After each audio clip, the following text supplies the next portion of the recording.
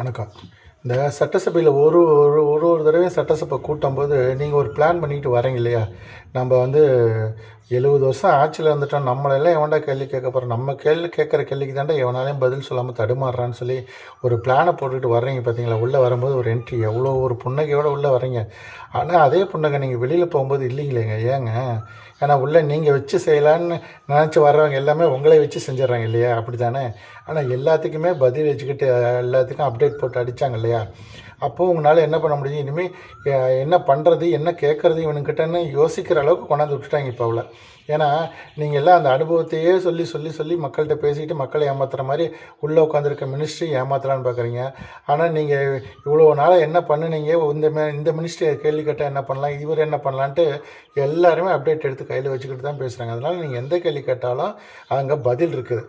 உங்கள் கட்சி தலைவர் ஒரு பேசுகிறார் இல்லையா, எதிர்கட்சி தலைவர், ஒரு தமிழ்நாட்டோட ஒரு சிஎம், அவர் வந்து என்ன பண்ணுறாரு, ஓடுகாலிங்கிறாரு, வக்கற்ற முதலாளிங்கிறாரு, வக்கற்ற சிஎம்ங்கிறாரு, அப்புறம் மாடல் இது ட்ரெண்டிங் இது என்ன சொன்னால் இன்ஸ்டாகிராம் ஆச்சுங்கிறாரு. அதனால் இதே உங்கள் அப்பா சிஎம்மாக இருந்தார்ல, அப்போ நீங்கள் டிவி இதில் நிகழ்ச்சியெலாம் போட்டல, அப்போல்லாம் இந்த மாதிரி யாராவது பேசியிருந்தால் நீங்கள் சும்மா இருந்திருப்பீங்களா? உங்களுக்கு வந்து அந்த அந்த அவர் மேலே பழி சொல்லுங்கிறது இல்லைங்க. நீங்கள் உட்காந்துருக்க வேண்டிய சீட்டில் விஜய் அன்னைக்கு உட்காந்துருக்காரு. அதை அவங்களால பார்க்க ஒவ்வொரு நாளும் பொறுக்க முடியல.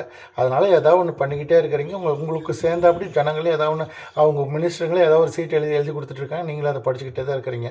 எப்படி இந்த சீமான் வந்து ஒரு சீட்டு கூட ஜெயிக்காமல் வைத்தறிச்சலை கத்திக்கிட்டே கிடக்கிறாரு. அது மாதிரி இப்போ நீங்கள் தோற்ற வைத்தறிச்சல் நீங்கள் கத்துறீங்க. இப்போ சீமான் கத்தி 8% 4% ஆக்குனா அது மாதிரி நீங்கள் என்ன பண்ண போகிறீங்கன்னா, திட்டியே இருக்கிற பர்சன்டேஜ் பாதியாக கொண்டாந்து நிறுத்த போகிறீங்க. அவ்வளோதான். கலைஞர் அவ்வளோ கஷ்டப்பட்டு வளர்த்துன ஒரு கட்சியை வந்து 3வது தலைமுறையில் ஒருத்தர் பார்த்துக்கிறேன்னு சொல்லிட்டு இவ்வளோ சீக்கிரமாக காலி பண்ணுறீங்கள, செம்ம சூப்பருங்க. பார்த்துக்கோங்க. நீங்கள் அவங்கள காலி பண்ணுறேன்ட்டு நீங்கள் காலியாக இருப்பாருங்க. ஆல்ரெடி எடப்பாடி அந்த டீம் வந்து ஒரு பக்கம் போயிடுச்சு. அடுத்து நீங்கள் தான் லிஸ்ட்டில் இருக்கீங்க. நீங்கள் எல்லாம் போயிட்டீங்கன்னா கடைசியில் அவர் சொன்ன மாதிரி தான், ரமேஷ் சொன்ன மாதிரி தான், எதிர்கட்சியே இல்லாமல் ஒரு ஆட்சி வந்துடுங்க. பற்றியில் எதிர்கட்சி இருக்கும், ஆனால் எதிர்கட்சியில் நீங்கள் இருக்க மாட்டீங்க. அண்ணாமலை சார் இருப்பார் அடுத்து எதிர்கட்சியாக.